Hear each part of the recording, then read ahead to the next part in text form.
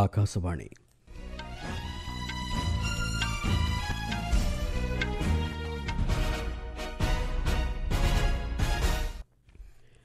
ସମ୍ବାଦ ପଢ଼ୁଛନ୍ତି ଚନ୍ଦନ ଘୋଷ। ମୁଖ୍ୟ ସମ୍ବାଦ।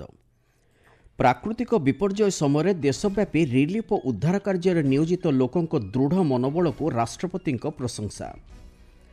ଆମେରିକାର 50% ଶୁଳ୍କ ଦ୍ୱାରା ପ୍ରଭାବିତ ଭାରତର ରପ୍ତାନିକାରୀଙ୍କୁ ସହାୟତା ଯୋଗାଇ ଦେବା ଲାଗି ଆବଶ୍ୟକ ପଦକ୍ଷେପ ନେଉଛନ୍ତି ସରକାର, କହିଲେ ଅର୍ଥମନ୍ତ୍ରୀ। ମରିସସ୍ ପ୍ରଧାନମନ୍ତ୍ରୀ ଆସନ୍ତା 9 ତାରିଖରୁ 8 ଦିନିଆ ସରକାରୀ ଗସ୍ତରେ ଆସୁଛନ୍ତି ଭାରତ, ବୈଦେଶିକ ମନ୍ତ୍ରଣାଳୟର ସୂଚନା। ପ୍ରଧାନମନ୍ତ୍ରୀ ସହରାଞ୍ଚଳ ଆବାସ ଯୋଜନା ସମ୍ପର୍କରେ ଜନସଚେତନତା ସୃଷ୍ଟି କରିବା ଉଦ୍ଦେଶ୍ୟରେ ଅଙ୍ଗୀକାର 2025 ଅଭିଯାନର ଆଜି ହେଲା ଶୁଭାରମ୍ଭ। ଏବଂ ୟୁଏସ୍ ଓପନ୍ ଟେନିସ୍ ଚାମ୍ପିଅନସିପ୍ର ମହିଳା ସିଙ୍ଗଲ୍ସ ଫାଇନାଲରେ ଆସନ୍ତାକାଲି ଆନି ସିମୋବା ଓ ଆରିନା ସାବାଲେଙ୍କାଙ୍କ ମଧ୍ୟରେ ହେବ ମୁକାବିଲା।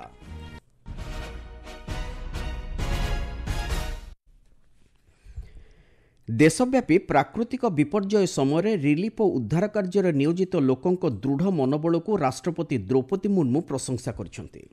ସାମାଜିକ ଗଣମାଧ୍ୟମରେ ପୋଷ୍ଟ କରି ରାଷ୍ଟ୍ରପତି କହିଛନ୍ତି, ଚଳିତ ବର୍ଷ ମୌସୁମୀ ସମୟରେ ଦେଶରେ ହୋଇଥିବା ପ୍ରାକୃତିକ ବିପର୍ଯ୍ୟୟ ସମ୍ପର୍କିତ ଖବରଗୁଡ଼ିକ ଶୁଣି ସେ ଗଭୀର ମର୍ମାହତ ହୋଇଛନ୍ତି।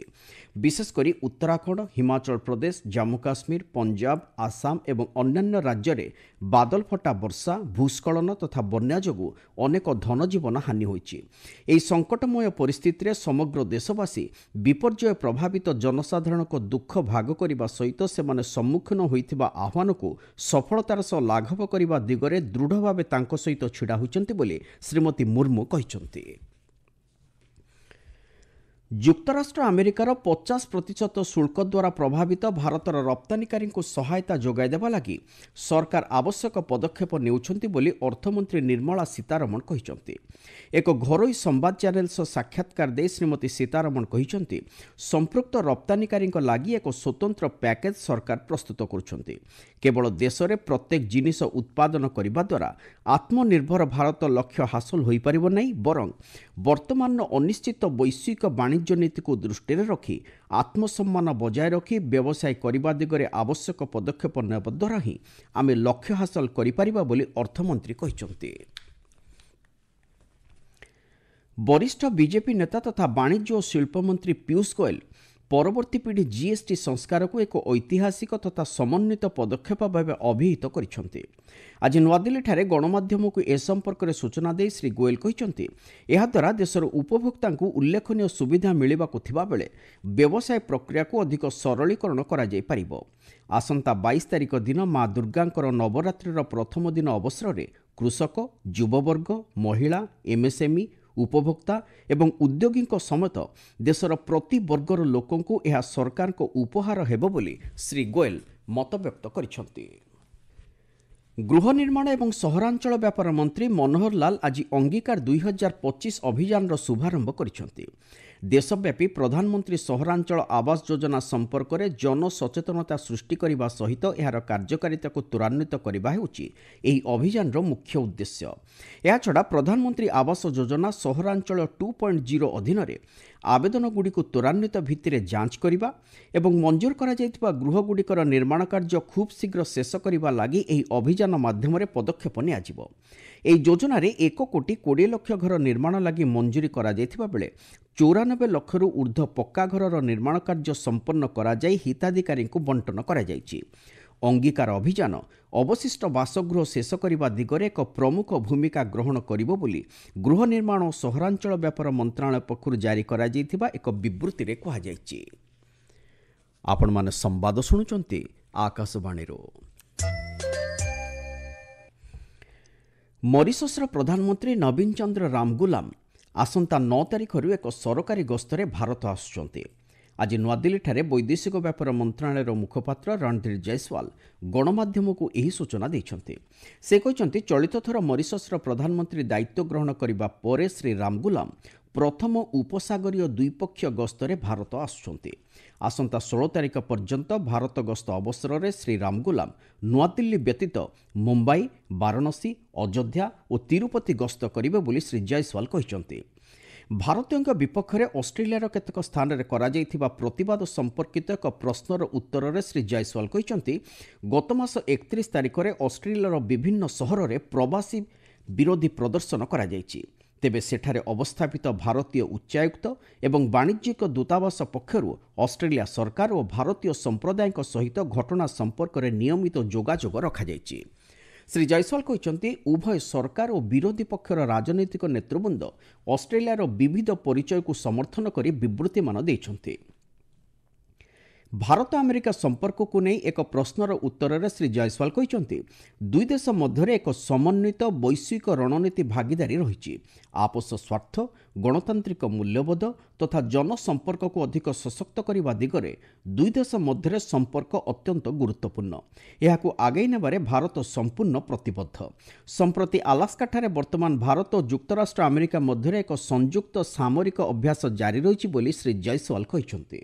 जहां तक टैरिफ का सवाल हो या भारत अमेरिकी रिश्ते का सवाल हो, इन दोनों मुद्दे पे हम लोगों ने स्टेटमेंट जारी किया है और मैं चाहूंगा कि आप उस स्टेटमेंट को देखें। टैरिफ के मुद्दे पर हम लोगों ने स्टेटमेंट जारी किया है, एक नहीं है, एक से ज्यादा किया है। और जहां तक रिश्तों की बात है उसके बारे में अभी मैंने खुलासा किया कि किस प्रकार से हम भारत और अमेरिका के रिश्ते को देखते हैं कि एक साझेदारी, एक कॉम्प्रिहेंसिव पार्टनरशिप है, स्ट्रेटेजिक पार्टनरशिप है और इसमें जो सब्सटेंटिव एजेंडा है उसके साथ हम आगे बढ़ना चाहते हैं इस बेसिस पे कि दोनों देशों के हितों को रखा जाए और साथ में आपसी दोनों में म्यूचुअल रिस्पेक्ट हो। ୟୁକ୍ରେନ୍ ସମ୍ପର୍କିତ ଏକ ପ୍ରଶ୍ନର ଉତ୍ତର ଦେଇ ଶ୍ରୀ ଜୟସୱାଲ କହିଛନ୍ତି ୟୁକ୍ରେନ୍ରେ ଶାନ୍ତି ପ୍ରତିଷ୍ଠା ଦିଗରେ ନିଆଯାଉଥିବା ସମସ୍ତ ପଦକ୍ଷେପକୁ ଭାରତ ସ୍ୱାଗତ କରେ।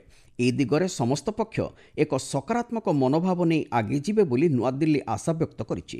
ୟୁକ୍ରେନ୍ ସମସ୍ୟାର ଯଥାଶୀଘ୍ର ସମାଧାନ ହେବା ସହିତ ଶାନ୍ତି ପ୍ରତିଷ୍ଠା ଦିଗରେ ଭାରତର ସମର୍ଥନ ଜାରି ରହିଛି ବୋଲି ଶ୍ରୀ ଜୟସୱାଲ ମତବ୍ୟକ୍ତ କରିଛନ୍ତି। यूक्रेन के मुद्दे पर कई एक सारी बातचीत हुई है प्रधानमंत्री और दुनिया के अलग अलग लीडरों के साथ। जो भी अभी के एफर्ट्स चल रहे हैं वहां पर शांति बहाल करने के लिए उसका हम लोग स्वागत करते हैं और जो भी पार्टीज हैं उसमें इस मुद्दे पर आगे बढ़ेंगे एक कंस्ट्रक्टिव अप्रोच के साथ। और भारत इस बात को सपोर्ट करता है कि जल्द से जल्द वहां पर जो कॉन्फ्लिक्ट चल रहा है वो खत्म हो और वहां पर एक स्थायी शांति का वातावरण बने। କୃଷିମନ୍ତ୍ରୀ ଶିବରାଜ ସିଂ ଚୌହାନ କହିଛନ୍ତି ପଞ୍ଜାବ ବନ୍ୟା କ୍ଷୟକ୍ଷତି ସମ୍ପର୍କିତ ଏକ ବିସ୍ତୃତ ରିପୋର୍ଟ ଖୁବ୍ ଶୀଘ୍ର ସେ ପ୍ରଧାନମନ୍ତ୍ରୀଙ୍କ ନିକଟରେ ଦାଖଲ କରିବେ।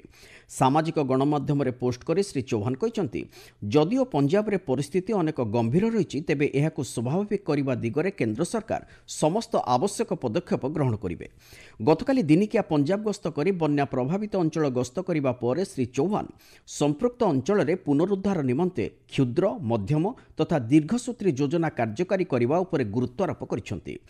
ବେଆଇନ ଖଣି ଖନନ ଯୋଗୁଁ ସୁତଲେଜ, ବିଜ୍, ରବି ଓ ଘାଗାର ନଦୀଗୁଡ଼ିକର ନିକଟବର୍ତ୍ତୀ ଅଞ୍ଚଳ ଦୁର୍ବଳ ହୋଇଯିବାରୁ ନିକଟସ୍ଥ ଗ୍ରାମଗୁଡ଼ିକରେ ପାଣି ପ୍ରବେଶ କରିଛି ବୋଲି ଶ୍ରୀ ଚୌହାନ ଅଭିଯୋଗ କରିଛନ୍ତି।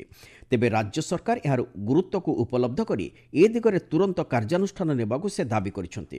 ତେବେ କେନ୍ଦ୍ର ସରକାର ଭବିଷ୍ୟତରେ ପଞ୍ଜାବରେ ଏଭଳି ସ୍ଥିତି ନ ଆସିବା ଲାଗି ରାଜ୍ୟକୁ ସମସ୍ତ ପ୍ରକାର ସହଯୋଗ କରିବାକୁ ପ୍ରସ୍ତୁତ ବୋଲି କୃଷିମନ୍ତ୍ରୀ ପ୍ରତିଶ୍ରୁତି ଦେଇଛନ୍ତି। ୟୁଏସ୍ ଓପନ୍ ଟେନିସ୍ର ମହିଳା ସିଙ୍ଗଲ୍ସ ଫାଇନାଲକୁ ଆମେରିକାର ଆମନ୍ଦା ଆନିସିମୋଭା ଉନ୍ନୀତ ହୋଇଛନ୍ତି। ଆଜି ଅନୁଷ୍ଠିତ ଏହି ଟୁର୍ଣ୍ଣାମେଣ୍ଟର ଦ୍ୱିତୀୟ ସେମିଫାଇନାଲରେ ଆନିସିମୋଭା ନାଓମି ଓସାକାଙ୍କୁ 6-7, 7-6 ଓ 6-3 ସେଟ୍ରେ ପରାସ୍ତ କରିଛନ୍ତି। ଏହି ବର୍ଗର ପ୍ରଥମ ସେମିଫାଇନାଲରେ ବେଲାରୁସର ଆରିନା ସାବାଲେଙ୍କା ଆମେରିକା ଜେସିକା ପେଗୁଲାଙ୍କୁ ପରାସ୍ତ କରି ଫାଇନାଲରେ ପହଞ୍ଚି ସାରିଛନ୍ତି। ଫାଇନାଲରେ ଆନିସିମୋଭା ଓ ପୂର୍ବବର୍ଷର ଚାମ୍ପିୟନ୍ ସାବାଲେଙ୍କାଙ୍କ ମଧ୍ୟରେ ମୁକାବିଲା ହେବ।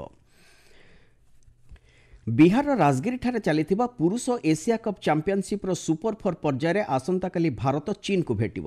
ଏହି ମ୍ୟାଚ୍ ସନ୍ଧ୍ୟା 7:30ରେ ରାଜଗିରି ଆନ୍ତର୍ଜାତିକ ଷ୍ଟାଡିୟମରେ ଖେଳାଯିବ।